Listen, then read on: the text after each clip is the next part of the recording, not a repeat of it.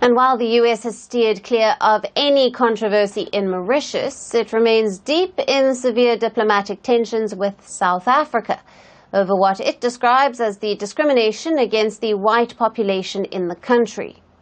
As ties deteriorate, Pretoria has been bouncing back in its efforts to repair relations with the US. In the latest, South Africa sent a delegation of senior diplomats to Washington to clarify misconceptions from the Trump administration that have soured the bilateral ties. Now, the delegation was led by South Africa's G20 Sherpa Zane Dangor, who met with the US National Security Council's Africa Director, the Acting Assistant Secretary of State for African Affairs, and the Treasury Department representatives.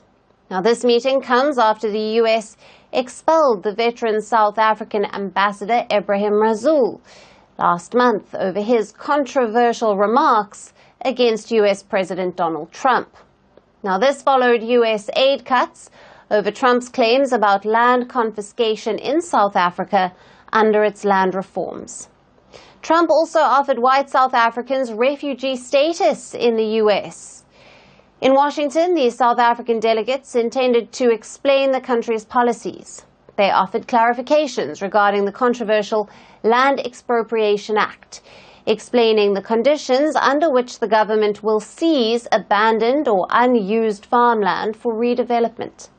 But they stressed that no land will be forcibly confiscated, contrary to Trump's claims. Now, the delegates also addressed misconceptions over race laws intended to undermine minority rights in South Africa. They explained that the post-apartheid government is constitutionally mandated to rectify the injustices of the past, and these initiatives align with the country's commitment to non-racialism.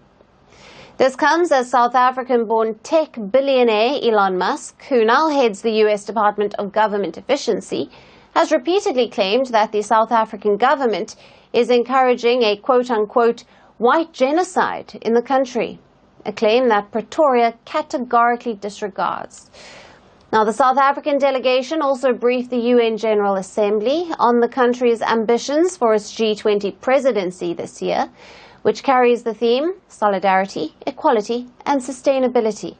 The US Secretary of State, Marco Rubio, refused to attend the first G20 foreign ministers meeting in February, saying it had an anti-American agenda. Other disagreements between the two countries are also over some of South Africa's foreign policies, including its case against Israel at the International Court of Justice over the war in Gaza. But with the United States being South Africa's second biggest trading partner, will Pretoria's pursuit of dialogue with Trump work in its favor? We will continue to track all of the developments. Greeting you with aloha and namaste. I love India. Presence, occupation of a territory by another country pertains to India, what we saw in Kashmir. The Prime Minister Modi. How do you see Trump's America? Yes, the current administration behaves differently from the previous administration.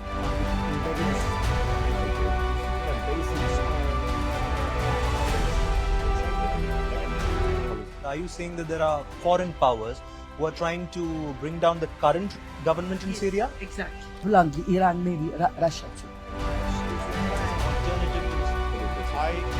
Prime Minister Modi committed to South-South, cooperation. Not over 50%. Is Ukraine prepared to pay the price for that peace? No compromises at the cost of territorial integrity and sovereignty.